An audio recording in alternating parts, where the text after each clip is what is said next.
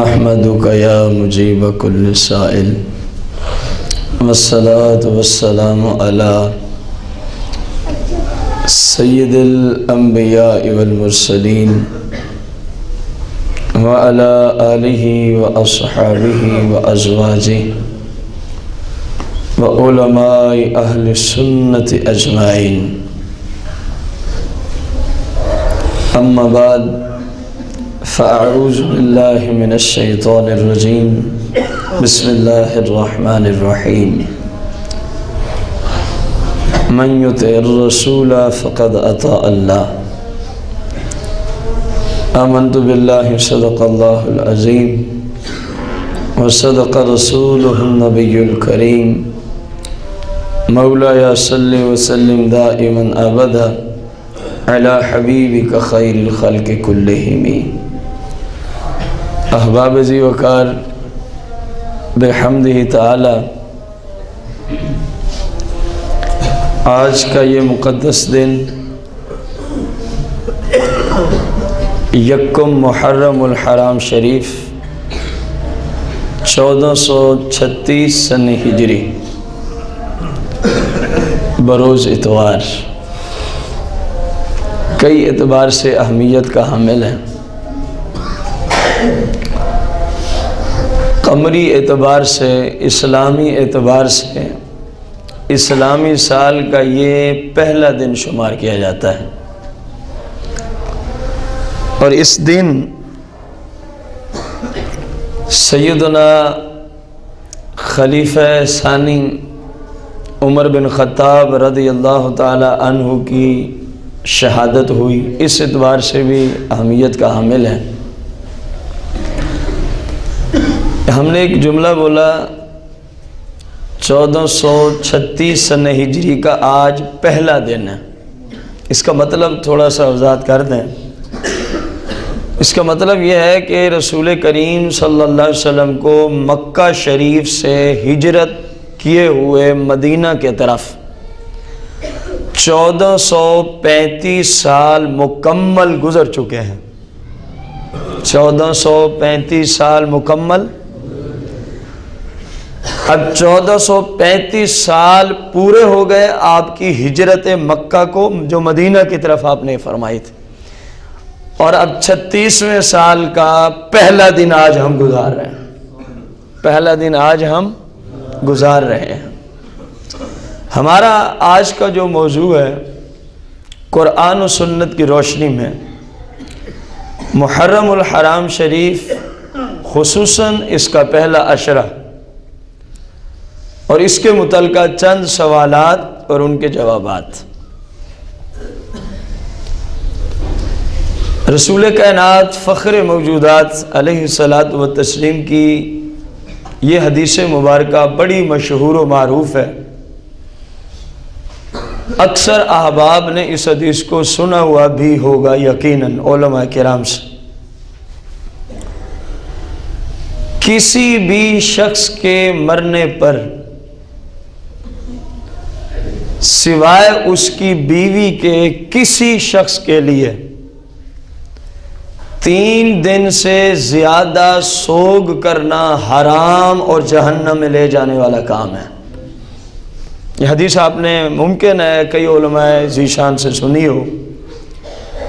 یہ سرکار علیہ السلام کی سند کے اعتبار سے صحیح حدیث مبارکہ ہے، جس کا مفہوم کیا ہے کہ کسی بھی ہستی کے دنیا کو چھوڑنے پر، کسی بھی ہستی کی وفات پر 3 دن سے زیادہ اس کی وجہ سے سوگ منانا کیا ہے؟ اونچی بولیں، کیا ہے؟ حرام ہے، سوائے اس مرنے والے کی بیوی کے۔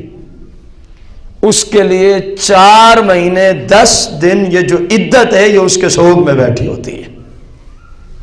4 مہینے 10 دن، جس کا ذکر سورہ بقرہ آیت نمبر غالباً 234 کے اندر ہے۔ کائنات کی کوئی ہستی ہو، 3 دن سے زیادہ اس کا سوگ منانا حدیث کی روشنی میں کیا ہے؟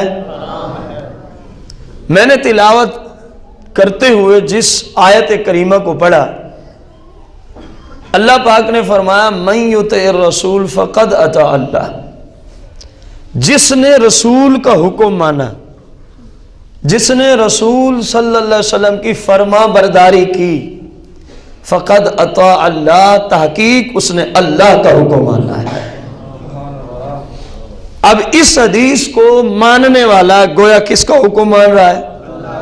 اللہ کا حکم مان رہا ہے کہ 3 دن سے زیادہ کسی کا سوگ منانا شرعاً جائز، جو منائے گا رسول کریم صلی اللہ علیہ وسلم کی مخالفت، اور ادھر قرآن نے کہا جو سرکار علیہ الصلوۃ والسلام کی اتباع کرے وہ اللہ کی کرتا ہے، اور جو آپ کی مخالفت کرے حقیقت میں اس نے رب کی۔ یہ بات ہماری پوری گفتگو کے لیے آپ کو انتہائی اہمیت کی حامل نظر آئے گی، اسی لیے اس کو پہلے رکھا۔ قرآن کی روشنی میں رسول کریم صلی اللہ علیہ وسلم کی اطاعت حقیقت میں اللہ کی، اور حدیث کی روشنی میں کسی بھی ہستی کے مر جانے پر، شہید ہو جانے پر، اس دنیا سے پردہ فرمانے پر، سوائے اس کی بیوی کے کسی مسلمان کے لیے نبی کریم علیہ السلام نے فرمایا 3 دن سے زیادہ سوگ منانا حرام اور جہنم میں لے جانے والا۔ امام اہل سنت مجدد دین و ملت مولانا الشاہ امام احمد رضا خان رضی اللہ تعالی عنہ فتاوی رضویہ شریف جلد نمبر 24 صفحہ 486 پر ایک سوال ہوتا ہے، اس کا جواب دیتے ہیں۔ کیا فرماتے ہیں علماء دین و مفتیان شرع متین اس مسئلہ میں کہ اہل سنت و جماع کو عشرہ محرم الحرام میں رنج و غم کرنا جائز ہے یا نہیں؟ جائز ہے یا نہیں؟ کن سے سوال ہوتا ہے؟ اہل سنت کے امام سے۔ اہل سنت کے، یہ آپ کے سامنے ہے آپ کا فتاوی شریف، اس لیے ضرورت نہیں پڑی اس کو لانے کی کہ ہمیں یہ مسئلے زبانی نہیں آتے تھے، اس لیے نہیں حاجت پڑی۔ حاجت اس لیے پڑی تاکہ کوئی انکار نہ کر سکے، کرنا ہو تو پھر امام اہل سنت پہ کرے۔ اگر کسی بات پہ اعتراض ہو کسی سنی کو تو پھر کس پہ ہونا چاہیے؟ امام اہل سنت کی ذات پہ پھر اس کو اعتراض ہوگا، اور امام اہل سنت کی ذات تک یہ اعتراض نہیں رہے گا، کیونکہ آپ نے جو مسئلہ بھی بتایا قرآن و حدیث کی روشنی میں امت کو بتایا ہے۔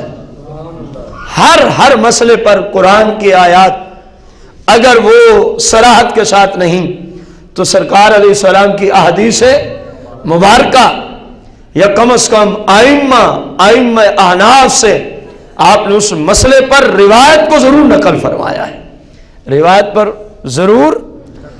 اب گویا ہماری آج کی گفتگو پر جو امام اہل سنت کے حوالے سے آپ تک کی جائے گی، پیش کی جائے گی، اعتراض کرنے والا حقیقت میں قرآن و سنت پہ اعتراض کرنے والا کہلائے گا، کیونکہ اعلیٰ حضرت عظیم البرکت امام الشاہ مجدد دین و ملت امام احمد رضا خان علیہ رحمت الرحمن، آپ کا ہر فتویٰ قرآن و حدیث کے مطابق ہے، قرآن و حدیث کے مطابق ہے۔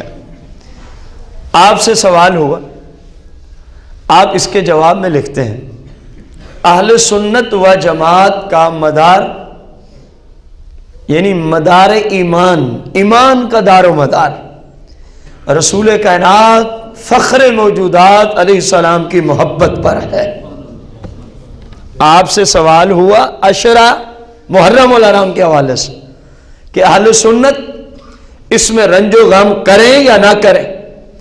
آپ نے ابتداً جو مسئلہ کا جواب دیا، فرمایا سنی مسلمان کا جو ایمان کا دار و مدار ہے نا، وہ محبت رسول ہے۔ وہ کیا چیز ہے؟ محبت رسول ہے۔ جب تک اپنی ماں، اپنے باپ، اولاد، تمام جہان سے زیادہ سرکار سے محبت نہ رکھے، فرمایا وہ مسلمان ہی نہیں ہو سکتا۔ آپ نے فرمایا وہ مسلمان ہی۔ نیچے آپ نے بخاری شریف کے حوالے سے جو کتاب الایمان میں حدیث پاک اسی مفہوم کی ہے کہ لا یؤمن احدکم حتی اکون احب الیہ من والدہ وولدہ والناس اجمعین، او کما قال علیہ السلام۔ اعلیٰ حضرت رحمت اللہ علیہ نے اہل سنت کا ایمان کا دار و مدار محبت رسول ہے، اس پر اس حدیث پاک کو پیش فرمایا ہے، جس کا ذکر بخاری شریف میں باب الایمان میں موجود ہے، باب الایمان میں موجود ہے۔ مزید آپ آگے ارشاد فرماتے ہیں، رسول کائنات فخر موجودات علیہ الصلاۃ والتسلیم کی شریعت میں پھر اس بارے میں کیا کہنا کہ جو رسول اللہ صلی اللہ علیہ وسلم کے جگر کے پارے ہوں، جو رسول کریم صلی اللہ علیہ وسلم کی آنکھ کے تارے ہوں، حتیٰ کہ رسول اللہ نے خود فرما دیا حسین منی و انا من الحسین، حسین منی و انا من الحسین، حسین میرا اور میں حسین کا، حسین میرا اور میں حسین کا۔ اللہ سے دعا کی جا رہی ہے اللہ دوست رکھے اس کو جو محبت کرے حسین سے، جو محبت کرے حسین سے۔ نبی کریم نے فرمایا اللہ اس سے دوستی رکھے، اللہ اس سے محبت فرمائے۔ اور پھر رسول کریم صلی اللہ علیہ وسلم نے ایک آگے ارشاد فرمایا حسین ایک نسل نبوت کی اصل ہے، حسین ایک نسل نبوت کی اصل ہے۔ مزید فرماتے ہیں یہ حدیث کس قدر محبت کے رنگ میں ڈوبی ہوئی ہے، یہ حدیث کس قدر محبت کے رنگ میں ڈوبی ہوئی ہے۔ سرکار علیہ الصلوۃ والتسلیم، اب عربی گرامر کا ایک قاعدہ آپ نے یہاں ذکر کیا، یہاں پر امام علی مقام کا نام لیا جا رہا ہے بار بار، لفظ حسین کو بار بار عبارت میں حدیث میں لے آیا گیا، حالانکہ عربی کا قاعدہ یہ پیچھے جب ایک مرتبہ نام آ گیا، اکثر جگہوں میں قرآن میں یوں ہے، پھر اس کی طرف ضمیر لوٹا دیتے ہیں، پھر اس کی طرف کیا لوٹا دیتے ہیں کہ اس نے یوں کہا، اس کے لیے یہ ضروری ہے، اس کی محبت اتنا ضروری ہے۔ یہاں اعلیٰ حضرت فرماتے ہیں سرکار علیہ السلام نے ضمیر نہ لوٹائی، بلکہ ہر جگہ امام پاک کا نام لیا محبت کو بڑھانے کے لیے، محبت کو بڑھانے کے لیے، اور ہر بار لذت محبت کے لیے امام علی مقام کا کیا لیا گیا؟ نام مبارک لیا گیا، نام مبارک لیا گیا۔ پھر فرماتے ہیں واللہ، اللہ کی قسم، کون سا سنی مسلمان ہوگا، کون سا سنی جسے واقع کربلا کا غم نہیں ہوگا، جسے واقع کربلا کا غم اور چیز ہے، سوگ اور چیز ہے۔ آگے آ رہی ہے کہ سوگ میں کیا کیا بلا آتی ہے، غم اور چیز ہے۔ غم تو مدار ایمان ہے، کیونکہ اوپر کہا کہ سنی کے ایمان کی اصل محبت رسول ہے، اور آگے رسول اللہ نے فرمایا میں حسین کا، حسین میرا، میں حسین کا اور حسین، تو ان کے غم کو غم ہی نہ سمجھا جائے تو یہ خارجیت ہے، یہ سنیت نہیں ہے، یہ خارجیت ہے، یہ دشمن اہل بیت کا کام ہو سکتا ہے، کسی سنی سے ممکن۔ اس لیے آپ نے فرمایا کیسے ممکن ہے کہ ہو مسلمان سنی اور اس کو شہزادہ بطول کا غم نہ ہو جو کربلا میں واقع ہوا؟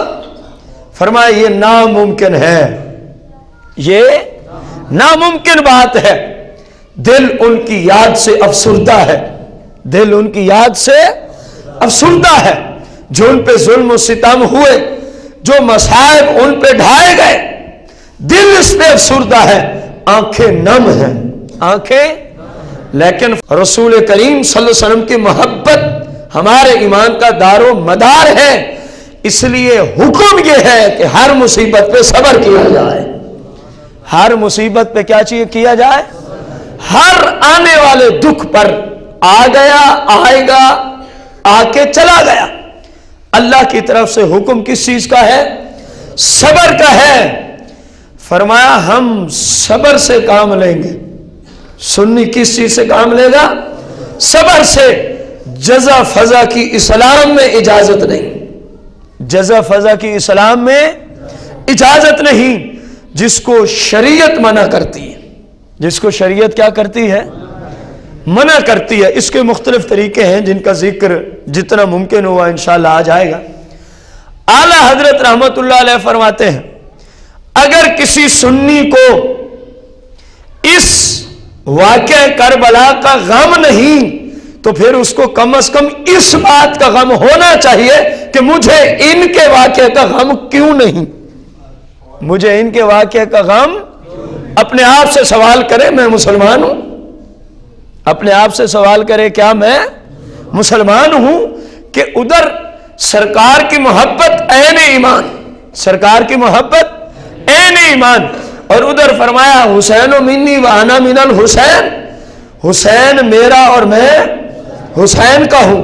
جس سے محبت ہوتی ہے اس کی دکھ تکلیف کو اپنا دکھ تکلیف سمجھا جاتا ہے، اپنا دکھ، اور اس لیے فرمایا جس کو ان کی شہادت کا غم نہیں اس کو سوچنا چاہیے کہ مجھے کیوں غم نہیں، اس کو پھر اس چیز کا غم ہونا چاہیے کہ میرے ایمان میں کمی ہے، میرے ایمان میں کیا ہے۔ لیکن فرمایا ہمیں شریعت کا حکم کس چیز کا ہے؟ صرف، اونچی بولے، صرف جزا فضا حرام اور جہنم میں لے جانے والے۔ مثال کے طور پر ماتم کرنا، نوح خوانی، مرثیے وغیرہ، سیاستہ کی روشنی میں یہ سارے کام حرام اور جہنم میں لے جانے والے۔ خود کیا جائے ان کاموں کو یا تماشائی بن کے وہیں پہنچ کے اس تماشے اور اس گناہ کو دیکھا جائے، یا میڈیا کے ذریعے سکرین پہ بیٹھ کر اس گناہ کے کام کو دیکھا اور سنا جائے، ہر اعتبار سے اسلام نے مسلمانوں کے لیے اس کو حرام قرار دیا ہے، ہر اعتبار سے اسلام نے مسلمانوں کے لیے اس کو کیا دیا ہے؟ سرکار کی تو یہاں تک حدیث مبارکہ ہے نوحے والوں کے لیے، نوحے کرنے والوں، سننے والوں، کان کھولو، سرکار مدینہ علیہ السلام فرماتے ہیں جو یہ کرے، اور اس حدیث کو جہاں اور محدثین نے نقل کیا، اردو کی کتب میں امام اہل سنت نے بھی فتاوی رضویہ میں اس کو نقل کیا ہے، جو آپ کو عرض کرنے چلا ہوں۔ قیامت کے دن رب ان کو جہنم میں داخل کرے گا اور کتوں کی طرح یہ جہنم میں بھونکتے رہیں گے۔ یہ نوحے والے، جو حکم ہے نوحہ کرنے والوں کا وہی حکم ہے اس کے سننے والوں کا۔ شراب پینا صرف حرام نہیں، اس کا بنانا بھی حرام ہے۔ اس کا ایک فیکٹری سے اٹھا کے رکشے پر، موٹر سائیکل، سائیکل پر، ریڑھی پر، ٹرک پر، مسئلے پر، کسی چیز پر شراب کو اٹھا کے کسی ہوٹل دکان تک پہنچانا بھی کیا ہے؟ حرام ہے۔ تو میرے بھائی جس چیز کو سرکار نے حرام کر دیا تو اس چیز سے تسلی نہ دینا اپنے آپ کو، میں تو فقط سن رہا ہوں، میں تو فقط، تو بھی برابر کا شریک ہے، تو بھی اس حرام میں برابر کا کیا ہے؟ اسلام نے ان باتوں کی اجازت نہیں دی۔ رسول کائنات فخر موجودات علیہ الصلاۃ والتسلیم کی شریعت مطہرہ کی روشنی میں امام اہل سنت مجدد دین و ملت مولانا شاہ امام احمد رضا خان سے سوال ہوتا ہے جس کی 4 جزیں ہیں۔ کتنی جزیں ہیں؟ فتاوی رضویہ جلد 24 صفحہ نمبر 488 پر یہ سوال اور چاروں کا آگے جواب جو ابھی آپ کو عرض کریں گے وہ موجود۔ سوال سنیں، کیا فرماتے ہیں علماء دین و خلیفہ مرسلین ان مسائل میں؟ ان اعلی حضرت کو یہ جمعہ جچتا بھی ہے. آپ واقعی خلیفہ مرسلین ہیں. حقیقی خلیفہ حقیقی عالم دین ہی ہوتا ہے نا, نائب عالم دین ہی ہوتا ہے نا. اور اعلی حضرت جیسا مجدد, سبحان اللہ, کیا بات. سائل نے بالکل خوب جملے لکھے. یہ کسی سائل کا سوال ہے جو 11 محرم الحرام 1339 سن ہجری کو اعلی حضرت کی بارگاہ میں پیش ہوا تھا. آج ہم بیٹھے ہیں 1 محرم الحرام اور 1436 سن ہجری میں. گویا تقریباً 95 سال پہلے یہ سوال امام اہل سنت کی بارگاہ میں پیش ہوتا ہے. آپ اس کا دیتے ہیں جواب. سوال کیا تھا؟ شک نمبر 1, بعض اہل سنت و جماعت پہلے 10 دن محرم الحرام کے نہ تو دن بھر روٹی پکاتے ہیں, غور سے سننا, نہ تو دن بھر روٹی پکاتے ہیں اور نہ ہی گھروں میں جھاڑو دیتے ہیں, اور نہ ہی گھروں میں جھاڑو دیتے ہیں, اور کہتے یہ ہیں کہ بعد دفن تعزیہ کی روٹی پکائی جائے گی. اس طرف نسبت کرتے ہیں, بعد دفن تعزیہ کی روٹی پکائی جائے گی. یہ شک نمبر 1. سوال کے شک نمبر 2, محرم الحرام کی 1 سے 10 تاریخ تک کچھ لوگ کپڑے نہیں دھوتے, کپڑے نہیں اتارتے. جو پہن لیا بس پہن لیا, جو پہن لیا بس. سوال کی شک نمبر 3, اور اس کو ذرا تحمل سے سننا بھی ہے, اور کوئی بات ہو تو پھر اعلی حضرت اور آپ نے کیونکہ قرآن و حدیث کی روشنی میں جواب دیا, پھر سوچ کے اس پہ کلام کرنا. سوال کی تیسری شک, کیا محرم الحرام میں شادی بیاہ کرنا حرام ہے؟ یہ تیسری شک ہے. چوتھی شک, کیا ان ایام میں یعنی 1 سے 10 محرم الحرام تک سوائے امام حسن و حسین رضی اللہ عنہما کے کسی اور کے لیے ہم اصحال ثواب کی محفل نہیں سجا سکتے؟ کسی اور بزرگ کے لیے ہم اصحال ثواب نہیں کر سکتے؟ کتنی شکیں ہیں سوال میں؟ پھر دوہرا دیتے ہیں. پہلی شک کہ بعض لوگ یہ پورے 10 دن نہ تو انہوں نے کھانا پکانا ہے صحیح مانو کہ محرم ہے, اور نہ انہوں نے کوئی صفائی ستھرائی رکھنی ہے. تھوڑی سی توضیح میں پیش کر رہا ہوں. پہلے تھا نا گھر میں جھاڑو نہیں دیتے, ہم نے اس کو کہا نہ انہوں نے کوئی صفائی ستھرائی, نہ کوئی غسل, نہ کوئی کپڑے صاف, نہ کوئی گھر صاف, تو محرم جو آ گیا. دوسری شک, ان 10 دنوں میں کپڑے نہیں اتارتے اس نیت سے کہ ان 10 دنوں میں دھونا ہی ناجائز. تیسری شک, محرم الحرام شریف میں ان کے نزدیک شادی کرنا گناہ.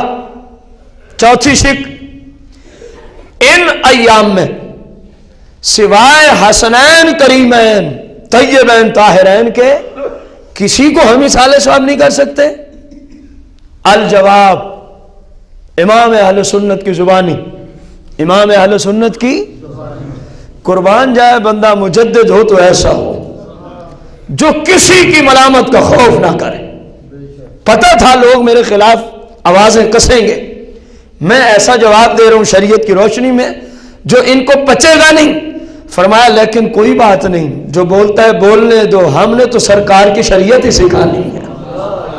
جواب سنیے, پہلی تینوں باتیں سوگ کی علامت اور سوگ ہیں. پہلی تینوں باتیں سوگ ہیں. کون کون سی؟ کھانے نہ پکانا, صفائی ستھرائی نہ رکھنا, جھاڑو نہ دینا, فرش نہ دھونا. محرم جو آ گیا بھائی, محرم آیا, کوئی نجاست کا مہینہ تو نہیں آ گیا معاذ اللہ ثم معاذ اللہ کہ صفائی ستھرائی کو چھوڑ دیا جائے.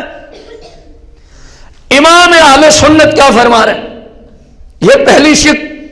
اور دوسری ان 10 دنوں میں کپڑے نہیں اتارتے، کپڑے نہیں دھوتے، غسل نہیں کرتے، اور تیسری محرم میں شادی کو گناہ سمجھا جاتا ہے۔ آپ فرماتے ہیں پہلی تینوں باتیں سوگ ہیں۔ کیا ہے؟ ذرا اونچی بولیں۔ اور آگے اسی حدیث کا مفہوم نقل کر دیا، اور شریعت میں سوگ حرام ہے، اور شریعت میں سوگ، یہ اعلی حضرت امام اہل سنت کے جملے، فتاوی رضویہ جلد 24 صفحہ 488 پر، اور اس صفحے پر یہ آخری سطر چل رہی ہے۔ اس جواب کے بعد یہ صفحہ ختم ہو جائے گا، گویا 488 صفحے پر آخری سوال، اس کا جواب، صفحہ اس کے بعد اختتام کو پہنچے گا۔ اب امام اہل سنت کی زبانی آپ نے سنا، اور لوگوں میں اس طرح کی بدعات، اس طرح کی جھوٹی رسومات اور اس طرح کی جہالت والی باتیں آج بھی ہمیں نظر۔ میرے بھائی، محبت مصطفیٰ کریم یہ نہیں کہ شریعت کے خلاف جو ذہن میں آئے اس کو شروع کر دو۔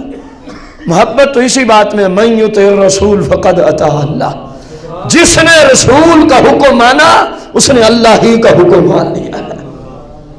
کہیں فرمایا جاتا ہے قل ان کنتم تحبون اللہ فاتبعونی یحببکم اللہ ویغفر لکم ذنوبکم، ان سے فرما دو اگر تم اللہ کے محبوب بندے بننا چاہتے ہیں، ان سے فرما دو اگر تمہاری خواہش ہے کہ ہم اللہ کے محبوب بندے بن جائیں، تو اللہ نے فرمایا ان کو طریقہ آپ بتا دے محبوب، فاتبعونی، یہ آپ کے طریقے پر چلیں، آپ کے دیے ہوئے اصولوں پر چلیں، آپ کی فرما برداری کریں، یحببکم اللہ، جب آپ کی فرما برداری کریں گے رب اعلان کرے گا میں ان سے محبت کرتا ہوں، وَيَغْفِرْ لَكُمْ ذُنُوبَكُمْ، اور رب قرآن میں اعلان فرما رہا ہے جو آپ کی فرما برداری میں آ جائے میں اس سے محبت بھی کرتا ہوں، میں اس کے سابقہ گناہ بھی معاف فرما دیتا ہوں۔ یہ ہے اسلام، یہ ہے محبت رسول۔ جھوٹی کہانیاں جس طرح چلتی آئی ہندوستان سے اسی طرح رائج کرنا مسلمانوں کے گھروں میں، یہ محبت رسول کا تقاضا نہیں، یہ اسلام اور شریعت پہ چلنے کا تقاضا، یہ من گھڑت کہانیاں ہیں۔ غم اپنی جگہ مسلم، پیچھے اس لیے پہلے اعلیٰ حضرت نے یہ جملے بولے کہ بھلے وہ بھی کوئی مسلمان ہے جن کو ان کا غم نہ ہو، لیکن سوگ کیونکہ سرکار نے خود حرام کیا ہے، ہم کون ہوتے پھر سوگ کرنے والے؟ اور جو جو کام سوگ میں آئے گا وہ حرام رہے گا۔ وہ کیا رہے گا؟ میرے بھائی، آپ کو سوال کی تیسری شق صحیح طریقے سے سمجھ آئی ہے کہ اس میں شادی بیاہ کو گناہ سمجھا جاتا ہے۔ ایک ہے ادب، کوئی نہیں کرتا لیکن وہ یہ سمجھتا ہے کہ جائز ہے، اس پہ کوئی اعتراض نہیں، اس پہ کوئی، کیونکہ کوئی ہمارے اوپر فرض تو نہیں کہ محرم میں ہی شادی کرنی ہے، ہمارے اوپر فرض نہیں ہے کہ سفر ہی میں شادی کرنی ہے، ہمارے اوپر شریعت کی طرف فرض نہیں ہے کہ ربیع الاول ہی میں شادی کرنی ہے۔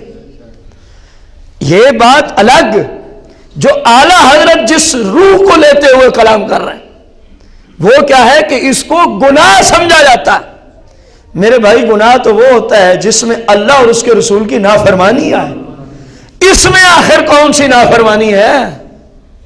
کوئی بتائے تو صحیح، کون سی نافرمانی کی ہے؟ اس نکاح کرنا نافرمانی، بیوی کے حقوق، جنسی تعلق ادا کرنا نافرمانی اللہ رسول کی؟ رسول اللہ کی تو حدیثیں ہیں، ثواب ملتا ہے شوہر کو، بیوی کو، اور ادھر اس کو گناہ سمجھا جا رہا ہے۔ وجہ کیا ہے؟ اسلام سے دور، اسلام سے۔ بھائی میرے، سن 61 ہجری کا وہ واقعہ ہے جس کا سوگ سینکڑوں سال گزرنے کے بعد آج بھی رائج ہے، اور سرکار نے فرمایا 3 دن کے بعد سوگ حرام ہو جاتا ہے۔ سوگ کیا ہو جاتا ہے؟ سوائے اس عورت کا جس کا شوہر وہ 4 مہینے 10 دن جو عدت بیٹھتی ہے وہ اپنے شوہر کے سوگ میں بیٹھتی ہے، اپنے شوہر کے سوگ میں بیٹھتی ہے۔ رسول کائنات فخر موجودات علیہ الصلوۃ والسلام کا یہ نائب امام اہل سنت چوتھی شق کا جواب لکھتا ہے۔ کیا لکھتے ہیں آپ؟ کیا فرماتے ہیں آپ؟ فرمایا جو چوتھی بات ہے وہ تو صرف جہالت ہے کہ ان دنوں میں سوائے ائمہ کرام کے، سوائے کربلا والوں کے کسی اور کے لیے ہم اصحال ثواب نہیں کر سکتے۔ فرمایا یہ جہالت ہے۔ یہ کیا ہے؟ آگے اصول لکھتے ہیں، ہر مہینے میں، ہر تاریخ میں، ہر دن میں، ہر وقت میں جس کے لیے چاہیں اصحال ثواب اسلام میں جائز ہو جائے۔ اسلام میں کیا ہوتا ہے؟ ہمارے اسلام اصحال ثواب کے لیے کہ فلاں دن ہوگا تو فلاں نہیں ہوگا، 40 دن پورے نہیں گزرے تو 40ویں کی محفل نہیں ہو سکتی، یہ تو جہالت ہے۔ 40 دن سے 2 دن اوپر جائیں گے تو پھر ہی 40ویں کی محفل ہم سجائیں گے، یہ تو جہالت ہے۔ اسلام نے کوئی وقت اصحال ثواب کے لیے مقرر، جب چاہیں جس وقت چاہیں، بس 2 شرطیں ہیں، کرنے والا بھی مسلمان ہو، جس کو کیا جا رہا ہے وہ بھی ہر وقت ٹھیک ہے، ہر وقت، اور کرتے بھی مسلمان ہی ہیں الحمدللہ، یہ کام کرتے بھی مسلمان ہی ہیں، جن کو پتہ ہے کہ فائدہ ہی کوئی نہیں، انہوں نے ضرور اپنا ٹائم ضائع کرنا ہے، پتہ ہے کہ آگے والے کو اس کا کوئی فائدہ، ساری زندگی تو سرکار کو بھونکتا رہا، کوئی جو ہے وہ صحابہ کو بھونکتا ہے، کوئی اہل بیت کو، پھر ان کے ورثاء کو پتہ ہوتا ہے یار فائدہ ویسے ہی کوئی نہیں ہونا، کیونکہ گستاخی پہ مر گئے بے ایمان، تو کیا فائدہ، خام خواہ ٹائم بھی ضائع کریں، پیسہ بھی لگائیں۔ جن کو پتہ ہے نا وہ مسلمان ہی تھا، وہی پیچھے سے سب کچھ کرتے ہیں، وہی پیچھے سے سب کچھ۔ اب اسی سے ایک بات اور آئی، ہمارے یہاں ایک رسم کہہ لیں یا جہالت کہہ لیں، اگر اس کو سوگ سمجھا جاتا ہے تو پھر حرام کہہ لیں۔ محرم شریف سے پیچھے قریب میں 10 دن پیچھے، 15 دن پیچھے، مہینہ پیچھے، 2 ماہ پیچھے، علی حاظ القیاس جس بچی کی شادی ہو جاتی ہے، جس بچی کی کیا ہو جاتی ہے، پھر محرم میں اس کو گھر لے آنا مستحب سمجھا جاتا ہے؟ یہ آپ نے بتانا، کیا سمجھا جاتا ہے؟ ضروری، رواج کو ضروری سمجھا جاتا ہے۔ صاحب کئی گھروں میں جھگڑے ہوئے ہیں، آپ کے محلے کی بات کر رہا ہوں، اسی بات پہ جھگڑا، شوہر کہہ رہے میں نے نہیں جانے دینا، گھر والے کہہ رہے لے کے جائیں گے، اس کے بغیر گزارا نہیں۔ آخر کس بات پہ یہ جھگڑا ہے؟ آخر جو رواج ہو کم از کم اسلام سے تو نہ ٹکرا ہے نا، یہ بھی تو رواج ہی تھا نا۔ اعلیٰ حضرت سے جو اوپر 3 سوال ہوئے کہ لوگوں کا رواج ہے جی ان دنوں میں کپڑے نہیں دھوتے، آپ نے فرمایا یہ سوگ کی علامت ہے اس لیے حرام ہے، اس لیے کیا ہے؟ فرمایا لوگوں میں رواج عام ہو گیا کہ وہ ان 10 دنوں میں صفائی ستھرائی کا لحاظ نہیں رکھتے، جھاڑو نہیں دیتے، فرش نہیں دھوتے، فرمایا یہ سوگ کی علامت ہے اس لیے اسلام میں کیا ہے؟ تو آخر یہ بھی تو کوئی بلا تو ہوگی، اسلام تو نہیں ہے۔ اسلام تو سال میں کتنے مہینے آتے ہیں؟ 12، 11 مہینوں کی ابتدا میں یہ کام نہیں سمجھا جاتا ضروری، آخر یہی کیوں سمجھا جاتا ہے؟ سوائے سوگ کے مجھے تو اور کوئی سمجھ نہیں آتی، ممکن ہے ان کو آتی ہو، ہم بدگمانی نہیں کر رہے، میں اپنی بات کر رہا ہوں۔ اگر میرے بھائی یہ سوگ ہے تو پھر یہ اوپر والی حدیث ذہن میں ہو، اوپر والی حدیث مبارکہ اگر نہیں ہے، آپ کہیں جی ہم اس کو لازم نہیں سمجھتے، تو پھر جھگڑے کیوں ہیں؟ آپ کے معنی والا میں گھر پیش کر دیں گے ہم، اسی محرم میں جھگڑا اٹھا، اسی بات پہ اٹھا، شوہر کہہ رہے میں نے نہیں بھیجنا، میری بیوی ہے، میں جتنے دن مرضی اپنے پاس رکھوں، گھر والے کہہ رہے ہیں آپ کو پتہ نہیں ہے محرم آ گیا۔ بھائی محرم نے بیوی کو شوہر پہ حرام نہیں کیا، محرم نے شوہر پر بیوی کو حرام، اگر اس کے علاوہ، میں اس کو کھولنا نہیں چاہتا، اگر اس کے علاوہ کوئی اور وجہ ہے تو آپ ہمیں بتائیں، اگر یہی وجہ ہے تو اسلام میں کوئی قرآن و حدیث کی دلیل پیش کریں کہ ان دنوں میں یہ کام حرام ہو جاتا ہے شوہر پہ، کریں پیش۔ جہاں میں غلطی کروں، بھول جاؤں، آپ میرے بھائی ہیں، بزرگ ہیں، کھڑے ہو کے مجھے سمجھا سکتے ہیں، میں شکریہ ادا کروں گا، لیکن اگر بات ٹھیک ہو تو پھر یہ نہیں دیکھنا ابا جی تو 100 سال سے یہی کرتے آ رہے تھے، ہماری تو پوری برادری میں یہی کام تھا، یہ نیا مولانا صاحب کھڑا ہو گیا، یہ نیا مولانا نہیں ہے، یہ 1450 سال پیچھے کی حدیث آپ کو سمجھا رہا ہے. بندہ نیا ہے، کلام بہت پیچھے سے آ رہا ہے، کلام بہت پیچھے سے آ رہا ہے. رسول اللہ صلی اللہ علیہ وسلم کی ایک حدیث اور اس کا مختصر مفہوم اس مطلب کو پورا کرنے کے لیے، اگر کسی خاتون کو، خاتون اس وقت اپنے شوہر پہ اس اعتبار سے، جنسی تعلق کے اعتبار سے حرام ہو جاتی ہے جب عورت ہو حیض کی حالت میں، جب عورت ہو نفاس کی حالت میں. حیض وہ ہوتا ہے جب عورت غیر حاملہ ہو اور ہر مہینے میں جو عورتوں کو ایک عارضہ لہک ہوتا ہے اس خون کو حیض کہا جاتا ہے. اور نفاس کا خون وہ ہوتا ہے شریعت اور فقہا کے اسلام میں جب عورت کو بچہ پیدا ہو اس کے بعد جو خون شروع ہوتا ہے اس کو اسلام میں کون سا خون کہا جاتا ہے؟ نفاس. حیض کی کم از کم 3 دن اور 3 رات 72 گھنٹے کم از کم ہونا ضروری ہے. اگر 71.5 گھنٹے آ کے ختم ہو گیا حیض نہیں، حیض نہیں. زیادہ سے زیادہ حیض کی مدت 10 دن اور 10، اس سے اوپر 5 منٹ بھی چلا گیا تو اوپر والے 5 منٹ حیض کے شمار. اور جو بچے کے بعد عورت کو عارضہ لاحق ہوتا ہے کم از کم اسلام نے اس کی کوئی مدت نہیں رکھی، کم از کم اسلام نے اس کی 10 گھنٹوں کے بعد بند ہو جائے. عورت پہ غسل کر کے نماز پڑھنا فرض، اگر رمضان ہے تو روزہ رکھنا اس پہ فرض. اور شوہر اور بیوی کے تعلقات جو اس وجہ سے حرام ہوئے تھے وہ اب بالکل اپنی طرف لوٹ جائے، اب بالکل اپنی طرف. خواہ وہ 10 گھنٹوں کے بعد بند ہو، 10 دن کے بعد بند ہو، 15 دن کے بعد بند ہو، 20 کے بعد بند ہو، 25 کے بعد بند ہو، 30 کے بعد 35، حتیٰ کہ 40. آخری حد اس خون کی 40 دن اسلام نے مقرر کی. اگر اس سے بڑھ جائے تو کہیں گے یہ بیماری ہے، کہیں گے یہ پہلے جہاں بھی ختم ہو جائے. اس مسئلے کا رواج بھی ہندوستان سے آیا ہوا ہے، اسلام کے خلاف.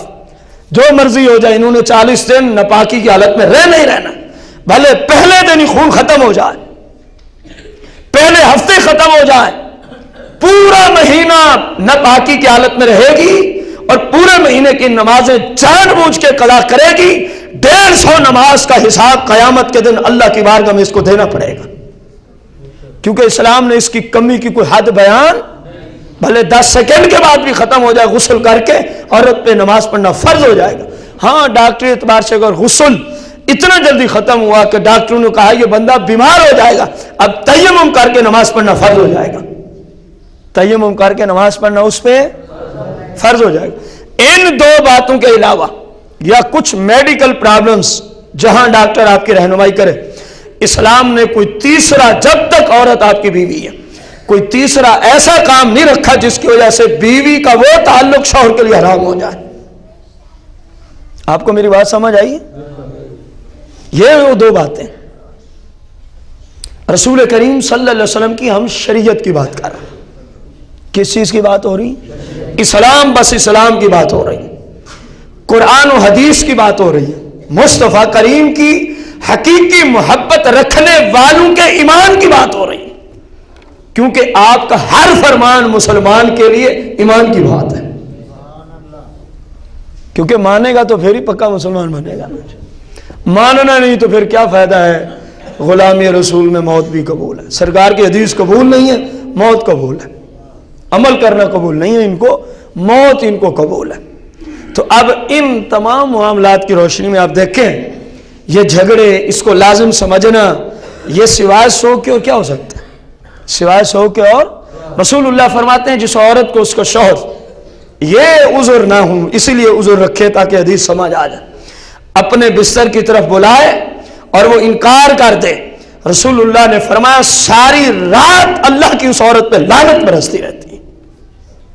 ساری رات اس عورت پہ اللہ کی کیا برستی ہے؟ لعنت برستی ہے. اور اس حدیث میں کسی مہینے کی کسی تاریخ کا کوئی تخصیص نہیں ہے کہ فلاں مہینہ نہ ہو، فلاں ہو، فلاں دن نہ ہو، فلاں ہو، فلاں تاریخ نہ ہو. اور حدیث مطلق.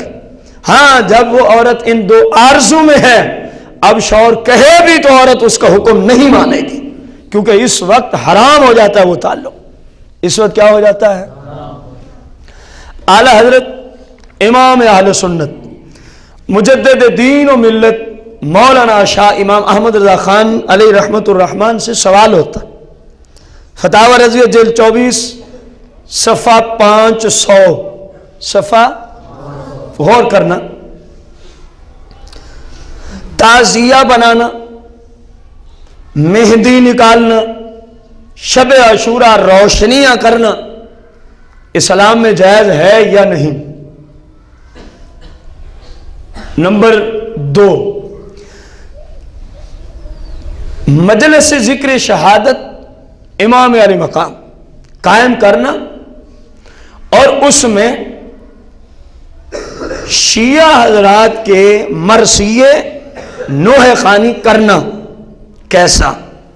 नंबर 3, क्या हजरत सैयदना कासिम रज़ियल्लाहु अन्हु की शादी मैदान करबला में हुई, जिसकी बिना पर आज मेहंदी उनकी निकाली जाती है? क्या अहले सुन्नत के नजदीक यह मामला ठीक है?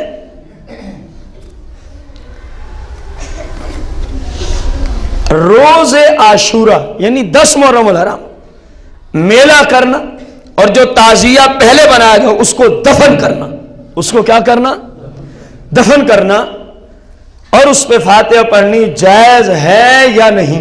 इसी तरह 12वीं, 20वीं और 40 दिन बाद इन नुफूस कुदसिया के लिए कभी तीजे की महफिल, कभी 40वें की महफिल, ये इस तरह करना जिस तरह की की जाती हैं, जायज है कि नहीं? आप फरमाते हैं, जवाब पहला सवाल हुआ था ताजिया बनाना और मेहंदी निकालना, ताजिया बनाना और सैयदना कासिम रज़ियल्लाहु अन्हु की मेहंदी जायज है कि नहीं? आप इसका जवाब देते हैं ताजिया, मेहंदी और इस रात को रोशनी करना नाजायज और बिद्दत कबिया है। नाजायज और बिद्दत आप निकालते नहीं हैं, लेकिन कुछ लोग देखते हैं। रोला ये है, इसलिए इस सवाल को इधर शामिल किया गया। मेरे भाई, ये मेहंदियां, ये शादियां, जी ये हो गया वो, ये सब झूठ है। ये सब क्या है? चलो बंदा आपसे एक सवाल अक्ली तौर पे करे, हमारे घर में कोई एक बंदा मर जाए, कोई इम्तिहान ना हो, कोई गरीबुल वतनी ना हो, कोई मदीना जैसा शहर छुड़वाया ना गया हो, हालांकि मदीने का रिहायशी ना हो, मदीने के रिहायशियों का भी सरदार हो, एक बंदा मर जाए या कम से कम मरने के करीब वाली हालत बीमारी में हो, घर का मेन बंदा, तो उस घर में शादी की महफिल सजाई जाएगी? यार कोई अक्ल भी कम से कम माने किसी बात को। कैसे जाहिल हैं ये लोग, उन पे इतना बड़ा इम्तिहान, इतनी बड़ी आजमाइश, गरीबुल वतन है, मदीना जैसा शहर जिनसे छुड़वाया गया, जिनसे यजीद पलीत की वजह से, अगर आप ना छोड़ते तो मदीने में खून रेजी हो जाती। इसलिए आपने छोड़ा कि मैं नहीं चाहता मेरी वजह से मेरे नाने के शहर में खून रेजी हो। मक्का शरीफ पूरे वर्ल्ड से लोग हज करने गए हुए, और जो हाजियों का सरदार है, जो वलियों का सरदार है, जो मुजतहिदीन का सरदार है, वो मक्का को हज के दिनों में छोड़ के कूफा को जा रहा है। नियत सिर्फ यही है, मेरी वजह से बैतुल्लाह में खून रेजी ना हो जाए, मेरी वजह से बैतुल्लाह में खून रेजी ना हो जाए। फिर करबला जैसे मैदान में हूं, इस तरह के मामलात में सामने दुश्मन की फौज हो, वहां क्या माज अल्लाह अपने भतीजों और बेटों की शादियों के फंक्शन होते रहते? कम से कम कुछ अकल को भी दखल होना चाहिए कि निजाम क्या है और बात क्या की जा रही। तो आला हजरत अजीम अल मर्तबा मुजद्दिद दीन व मिल्लत मौलाना शाह इमाम अहमद रजा खान रज़ियल्लाहु अन्हु फरमाते हैं कि यह बिद्दत कबीरा और नाजायज और गुनाह है। जिस तरह करना गुनाह, उसी तरह इसका देखना, भले तमाशाई बन के भी जाए, भले चलो इनका तमाशा ही देख लेते हैं, भाई गुनाह को तमाशे के तौर पे देखना भी गुनाह होता है। देखना भी क्या होता है? गुनाह होता है, ये याद रख। रसूल कायनात फख्र मौजूदात अलैहिस्सलाम की शरीयत मुताहरा की रोशनी में अगले सवाल का जवाब दिया इमाम अहले सुन्नत ने कि आपके तरफ मंसूब करते हुए मुहर्रम शरीफ में शहादत की महफिलें रखना, जिक्र हुसैन की महफिलें रखना आला हजरत फरमाते हैं जबकि कुरान और हदीस और सही रिवायात के मुताबिक पढ़ने वाला हो तो बहुत बड़ा अजर अजीम होगा, बहुत बड़ा अजर, सुनने वालों को भी, करवाने वालों को भी और करने वालों को भी।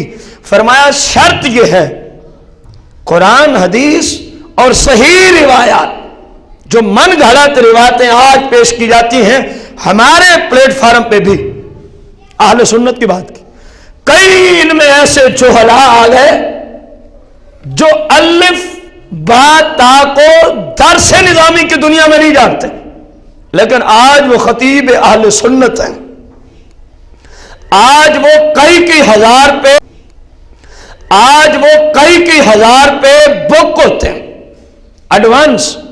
ऐसे जो हला जब यहां आते हैं तो उन्होंने, क्योंकि लोगों की जेबों से 40-50 हजार रुपया निकाला होता, अब उन्होंने मन गलत कहानियां शियों की किताबों से आपको गलत और झूठी कहानियां सुना के आपके दिल को, आपको इस तरह मजरूह करते हैं कि पता चलता है कि शायद यह मजमा ही उनका है, शायद यह मजमा ही।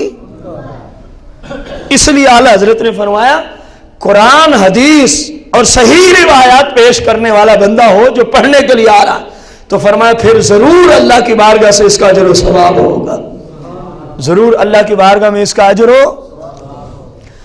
आगे आ गया इमाम कासिम की शादी और मेहंदी, तीसरा सवाल जो हुआ, आप उसका जवाब देते हैं ना ये शादी साबित है, ना ही सैयदना कासिम रदी अल्लाह अन्हु की करबला में, ना ये शादी साबित है और ना ये मेहंदी, ये सिवाय इख्तिरा और बिदत के और कुछ भी नहीं, इख्तिरा और बिदत कबिया के और कुछ भी नहीं।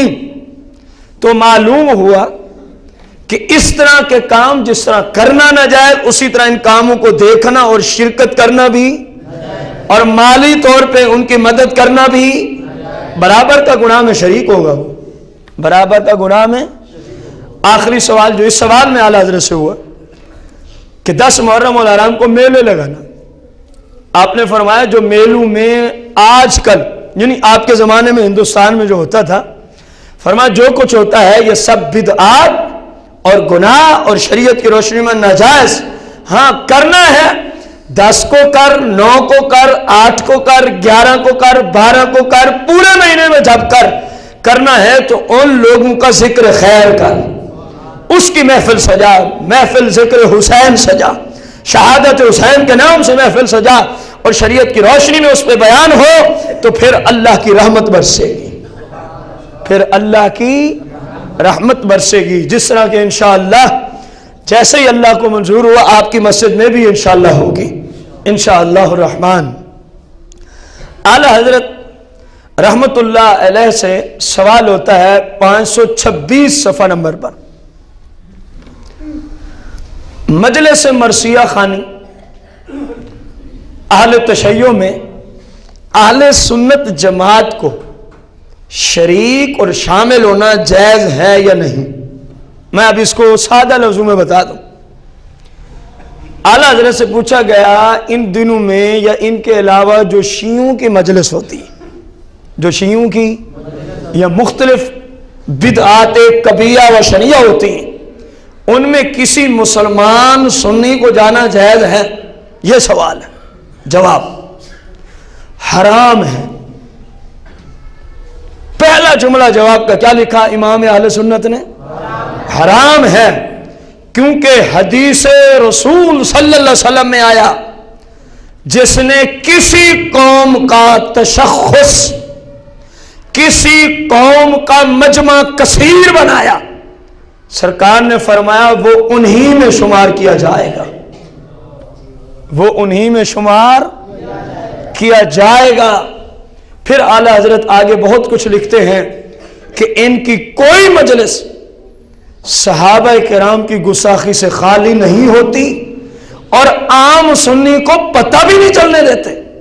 जुमले इस तरह किनाया के होते हैं, हमारे इमाम अहले सुन्नत के जुमले, और ये हकीकत भी है, हमने भी देखा ऐसे ऐसे किनाया के जुमले جس کو یا تو عالم ہی سمجھے یا عالم کی صحبت سے جو سب سے زیادہ اٹھنے بیٹھنے والا، کم از کم وہ سمجھے. عام بندے کی تو سمجھ کام ہی نہیں کرے گی کہ یہ بھی کہ کہیں جا کے گستاخی بنے گی. اعلیٰ حضرت پہ یہی لکھتے ہیں، یہی درد آپ تک پہنچا رہے ہیں. فرمایا مسلمانوں کے لیے کس طرح حلال ہو گیا، ان کی مجالس میں جانا تمہارے لیے کس طرح جائز ہو گیا. یہ تو دھوکہ ہے کہ ہم تو ذکر حسین سننے جاتے ہیں. کیا ذکر حسین آپ کے پلیٹ فارم پہ نہیں ہوتا؟ لیکن بات اتنی ہے، یہاں جھوٹ نہیں بولا جاتا. اکثریت کی بات کر رہا ہوں. یہاں کے علماء اہل سنت حقیقی روایات کو پیش کرتے ہیں، وہ جھوٹ بول سکتے. اس لیے لوگوں کا ذہن ہی یہ بن گیا جب تک وہ جھوٹی باتیں نہ ہوں تو ذکر حسین ہی معاذ اللہ نہ ہوا. حالانکہ یہ جہالت سے خالی نہیں، حالانکہ یہ جہالت سے. امام اہل سنت نے فرمایا تمہیں پتہ چلے یا نہ چلے،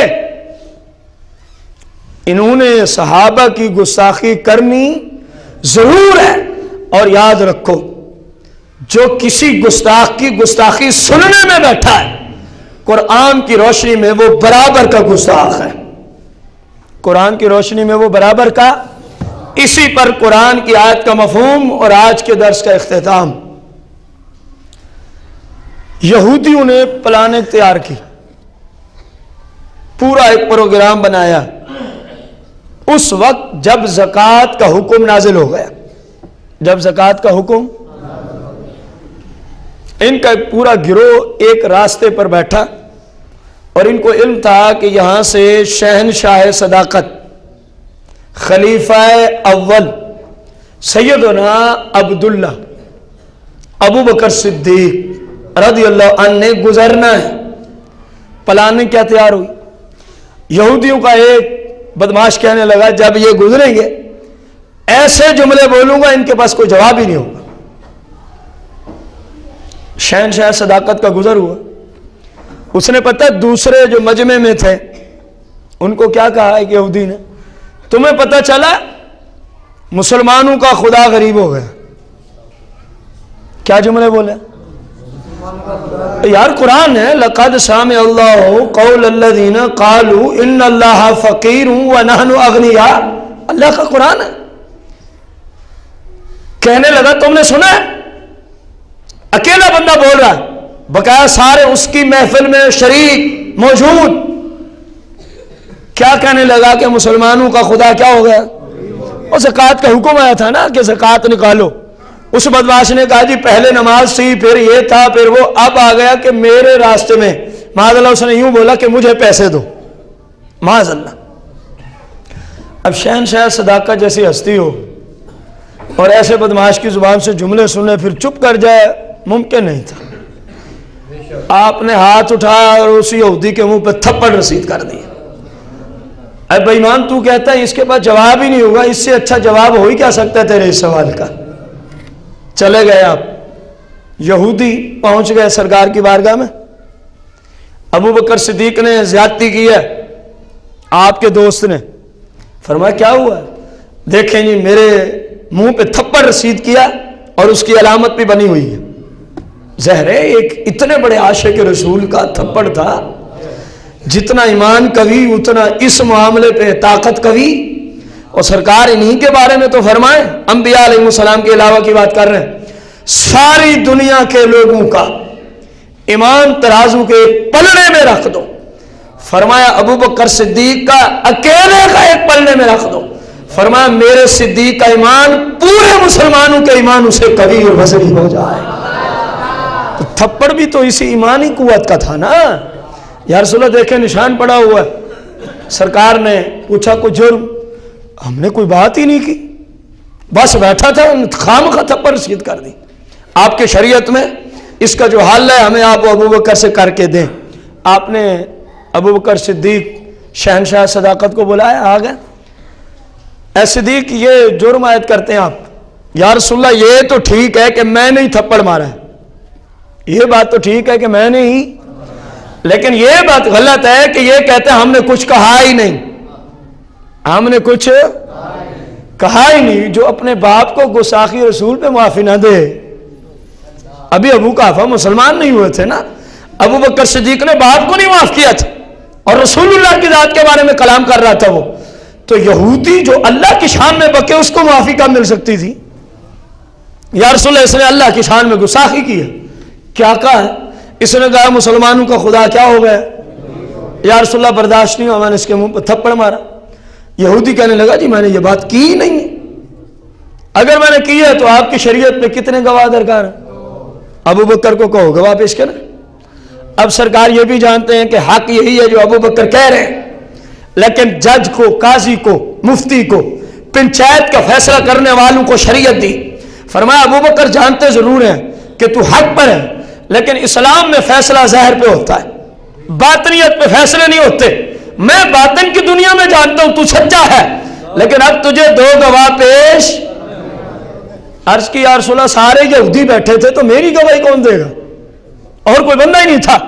یہ گفتگو چل رہی تھی، یہ گفتگو، عقائد پہ بندہ سچا ہو جائے تو گواہی بھلے رب کو بھی دینی پڑے تو دے دیتا ہے۔ گفتگو چل رہی تھی، سرکار فرمانا میں تو جانتا ہوں تو سچا ہے، لیکن فیصلہ ہم نے کرنا ہے ظاہر شریعت پہ، 2 گواہ لے۔ بس یہ بات تھی، جناب جبریل امین نازل ہو جاتے ہیں۔ کیا بات ہے اس سے انشاء صداقت کی، جن کی سچائی کی گواہی رب دے، جبریل قرآن لے کے آ جائے۔ یہی آیت آئی لقد سمع اللہ قول الذین قالوا ان اللہ فقیر ونحن اغنیاء۔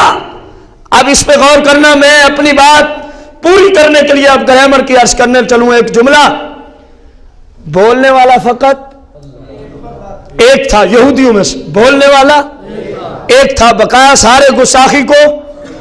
اور عربی میں جب کوئی ایک بولے اس کے لیے جملے لوٹانے پڑے تو قالا کے جملے لوٹائے جاتے ہیں، واحد کا صیغہ۔ قال رسول اللہ صلی اللہ علیہ وسلم، کئی بار آپ نے سنا رسول اللہ نے یوں فرمایا، رسول اللہ نے یوں۔ ایک بندہ یہودیوں کو خطاب کر رہا ہے، غور سے سنیں گے تو بات سمجھ میں آئے گی۔ علم صرف کی دنیا میں آپ سے یہ کلام کر رہا ہوں، جب تک یہ علم نہیں آتا انسان عربی زبان کو سمجھ ہی نہیں سکتا۔ ریڑھ کی ہڈی جتنا یہ عربی زبان کو سمجھنے کی اہمیت رکھتا ہے علم صرف۔ اب عربی کا قاعدہ تھا، ایک بول رہا تھا تو یوں قرآن نازل ہوتا، لقد سمع اللہ قول الذی قال ان اللہ فقیر ونحن اغنیاء۔ 2 جملے تبدیل ہو جاتے، اللہ زینا جمع کے لیے اور اللہ زی واحد کے لیے۔ اللہ زی ادھر اللہ زی نہیں، قالا ایک کے لیے، قالو سب کے لیے۔ قرآن میں قالا نہ آیا جب گستاخی نقل کی جا رہی ہے، کیا آیا؟ لقد سمع اللہ قول الذین قالوا ان اللہ فقیر ونحن۔ اللہ فرما رہے میں نے سنا ہے ان لوگوں کا کلام، ان قالو جنہوں نے کہا، جنہوں نے، حالانکہ کہنے والا بقایا سارے سننے والے۔ قرآن کی روشنی میں ثابت ہو گیا، اللہ نے قرآن نازل کر کے بتا دیا جو گستاخی کر رہا ہے، خواہ وہ ادھر کا ہو یا ادھر کا ہو، ان کی محفل میں بیٹھنے والا گستاخی میں برابر کا شریک ہوتا ہے۔ اگر کسی مائی کے لال میں جرت ہے اس اصول کو ٹھکرانے کے لیے تو قالو کا جواب پیش کرے، کیوں آیا جہاں قالو؟ حالانکہ بولنے والا ایک تھا تو عربی کا قاعدہ قالا آنا چاہیے۔ کیا آنا چاہیے؟ قالا آنا چاہیے تھا کہ اس ایک یہودی نے یوں بکواس کی، جبکہ رب نے کون سے جملے نازل کیے؟ قالو۔ ان سب نے یہ بکواس کی ہے، ان سب نے یہ بکواس کی ہے۔ معلوم ہوا ایسی محافل جن میں گستاخی رسول ہو، آپ کی ازواج کی گستاخی ہو، آپ کے اصحاب کی گستاخی ہو، آپ کے اہل بیت اطہار کی گستاخی ہو، آپ کی ملت کے اولیاء عظام کی گستاخی ہو، ان میں جانے والا بھی اسی درجے کا مجرم ہے جس درجے کا سٹیج پہ بیٹھنے والا وہ گستاخ بھونکنے والا شخص جس درجے کا وہ گستاخ ہے، اس کے کلام کو سننے والے بھی اسی درجے پہ گستاخ ہوتے ہیں۔ یہ قاعدہ کہاں سے ملا؟ قرآن سے اللہ نے دیا۔ جبریل آ گئے، یا رسول اللہ، اللہ فرما رہا ہے صدیق سچا ہے۔ صدیق کیا ہے؟ یہ جھوٹ بولتے ہیں۔ سرکار نے فرمایا کیا بات ہے صدیق تیری صداقت کی، کہ رب تیری صداقت کی گواہیاں پیش کر رہا ہے، اور قرآن بنا دیا قیامت تک کے دن کے لیے۔ غور کرو میرے بھائیوں، کتنی بڑی بات ہے کسی بندے کی، عام بندے کی، اللہ کی طرف نسبت کریں تو ہر بندہ عام ہی ہے، عام بندے کی صداقت کی گواہی رب خود دے، کتنی بڑی شان ہے، کتنی بڑی شان ہے۔ لیکن اس کے لیے ہوا کیا؟ معاملہ عقیدے پہ چلا تھا۔ کس پہ چلا تھا؟ عقیدہ مضبوط کیا، رب نے صداقت کی گواہی پیش کر دی، رب نے صداقت کی گواہی پیش کر دی۔ اللہ جل شانہ سے دعا ہے اللہ ہمیں بھی گستاخوں سے ہمیشہ کے لیے دور رہ کر سرکار کی محبت والی زندگی بسر کرنے کی توفیق عطا فرمائے، آمین بجاہ النبی الکریم علیہ الصلوۃ والتسلیم۔ ایک مرتبہ